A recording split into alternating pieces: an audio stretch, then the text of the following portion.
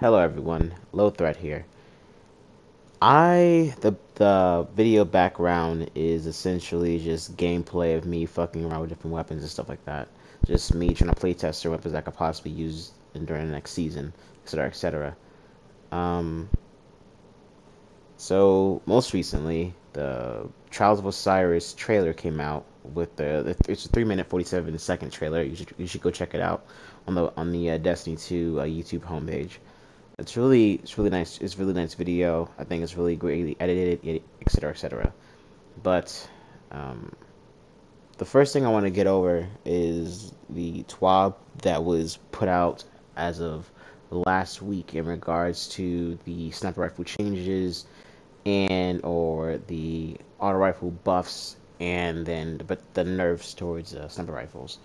So one of the main things that stand out to most people was the 3.28 times modifier decrease of the adaptive frame sniper rifles and the body shot damage being decreased for rapid fire frames and for adaptive frames in the first place.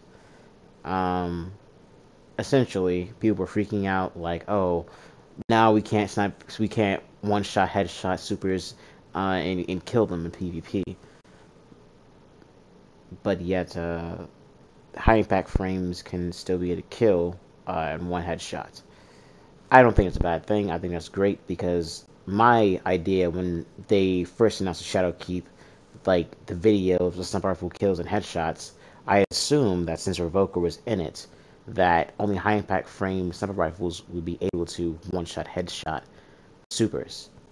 That wasn't the case. So it was a good little surprise for me because I was just like, oh, okay, cool. I could be able to use different type of sniper rifles in regards to my PvP super lethality in a sense. Um, but you know, all things considered, we all knew that eventually that one way or another they were going to nerf some rifles in PvP in regards to their modifier, like the multiplier crit damage they would have against supers. My assumption previously in the beginning of Shadowkeep was that adaptive sniper rifles with box breathing would be the only other archetype, as well as high impact frame sniper rifles could be able to one shot headshot supers. Not rapid fire frames with box breathing or anything like that. Like rapid fire frames would be able to do headshots and everything like that, but no matter what damage modifier they had, I would have assumed that they would not be able to one shot headshot supers. But with that being said, now we're at the end of season 9 and we're going to season 10, and those new changes and adjustments to the modifiers for their precision frame for their precision crit damage is going to be reduced back to pre-shadow keep modifiers. That being said, I don't think that's a good idea in a sense of PvE, because I don't think that necessarily the meta would actually change, but rather people would still use it, but then wonder why boss phases and raids or in the menagerie are taking quite a little bit more longer. There will be ways of going around it because of divinity, tether, um, uh, what was that other ability? It was it was a void grenade based ability that weakened targets for about 5 seconds or more, and Peregrine Greaves with top tree hammers would be all different ways to increase the damage output of certain weapons you guys are using, regardless of the nerf to sniper rifles.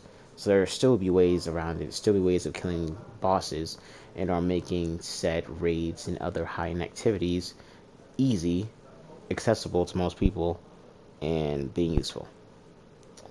But the one thing I did want to talk about mainly was the power level cap that will be put on legendary weapons, the fusion rifle essentially nerf, and the faction rally weapons and armor coming back to year 2. Fusion rifles first. Fusion rifles, mainly high impact fusion rifles, are essentially unchecked due to the fact that they used to be in heavy slots. They used to be able to run a backup plan and be able to go on murder sprees if you had heavy yourself. But essentially, they are toning that back. They are decreasing the damage output of backup plan high impact fusion rifles to rapid fire frame archetype damage. I don't think it's going to necessarily change the fusion rifle meta in regards to Arantil or Alatha. Excuse me. But at the same token, I would think that maybe people who have more consistent roles, maybe higher stability, maybe a little more less range, not even looking for backup plan because they don't know exactly how much that'll affect their fusion rifles. I don't think that people would put down high impact frame fusion rifles at all, regardless. Um,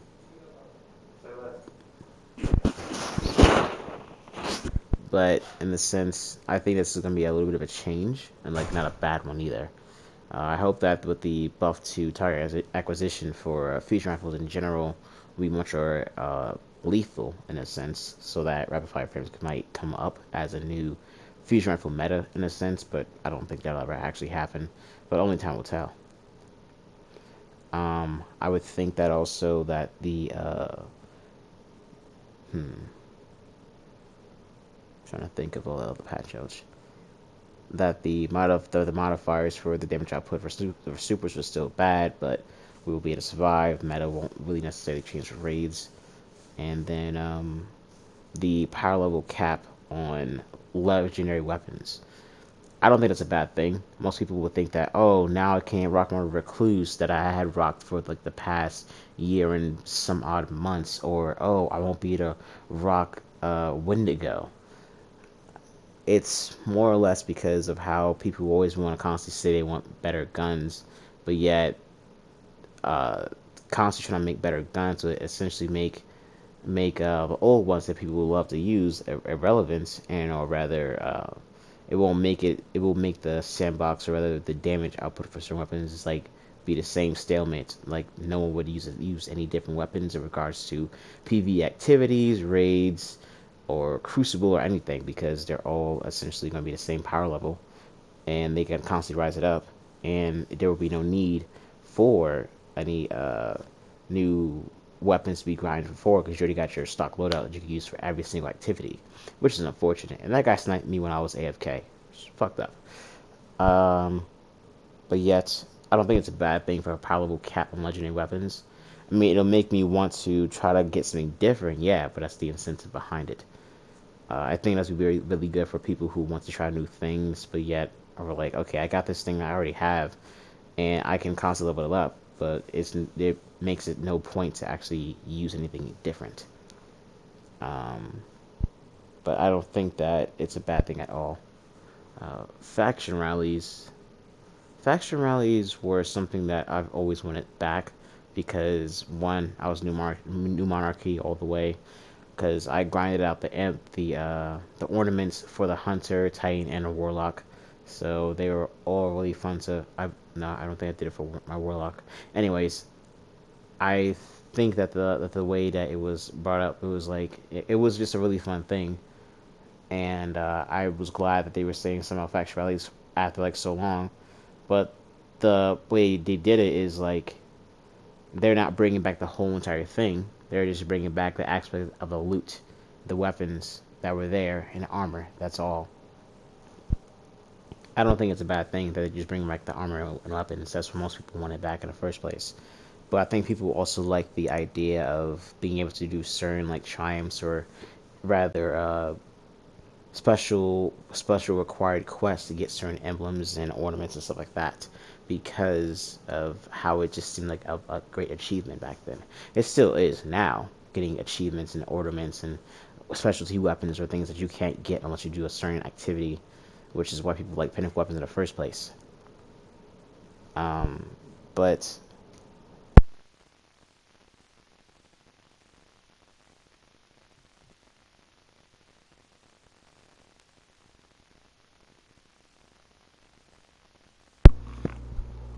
hopefully, with these new changes to the loot pool, the loot system with faction rallies, and with the faction rally armor and weapons coming back to year 3 of Destiny 2, I'm also fairly interested in certain weapons that actually be coming back, i.e. Maxima, because it was a very unique sniper rifle. It's a adaptive frame sniper rifle that was capable of just essentially anything, snapshot sights, and that's all you needed.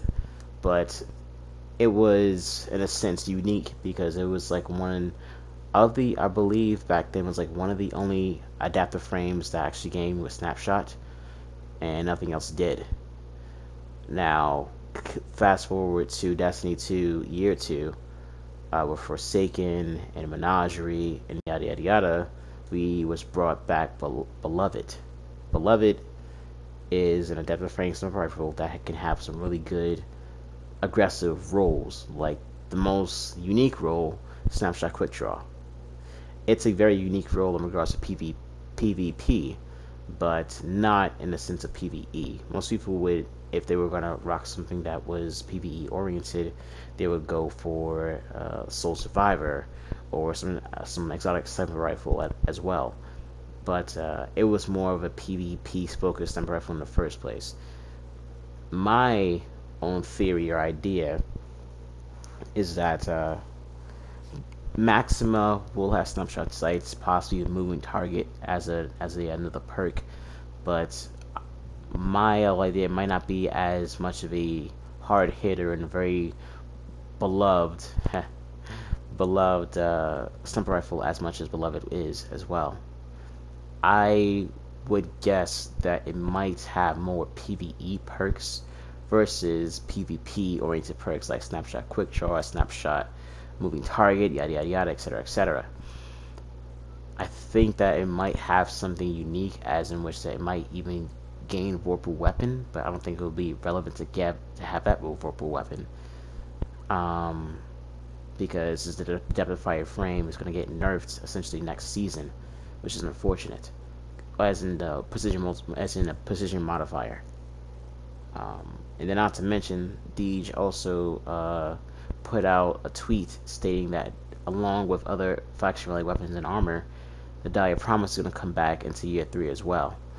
Now, I was really interested in this bit of the news because it's like Dire Promise was one of the first 150 kinetic hand cannons instead of Destiny 2 Year 1. And it coming back with random rolls would be really, really interesting. Which would make me wonder as to how would this be able to go above Spare Rations, because Spare Rations is like the top #1 kinetic hand lightweight frame hand cannon. My idea is that more than likely it'll have some type of consistency factors that will make it really, really unique and very good, or a really solid PvP option. But again, I'm still going to assume that it might have more PvE role-oriented abilities and strengths, which I don't think is a bad thing. More than likely, they might even give it the perk Firmly Planted Demolitionist, or Firmly Planted with, I would say, Swashbuckler, or Surrounded in Swashbuckler as a means for damage outputs all across the board for a PvE god roll, which I would be very interested in. But yeah, hopefully with all these nerfs and buffs and changes, that we might have a more spacious amounts of things to try out and use and experiment with instead of PvE and PvP. But the one thing I did want to touch on too is that many of the nerfs handed to sniper rifles didn't affect high impact frame sniper rifles at all, meaning that they still had their multiplier up in the air as really high. So one of the highest damage dealing sniper rifles in the first place. The only problem with sniper rifles that are high impacts is that they have a lot of recoil, less stability, and they're not all that easy to manage. One theory that I would suggest is that there might be a sniper rifle out there, or rather there is a sniper rifle out there already, Dread Adventure, that'll have a consistency factor and a really good damage factor. At least a combination of, if they even bring this to more weapons, Warp a Weapon Rapid Hit, because Dread Adventure can rock a Rapid Hit, but it doesn't have any other higher damage dealing perks for PvE. Now, my idea is that they more than likely are gonna have that. A high impact frame sniper rifle with rapid fire with rapid hit and a vocal weapon. That's all my thoughts and ideas, but I hope I am right, because that'll be pretty great. But have a good day. See you guys later. Bye.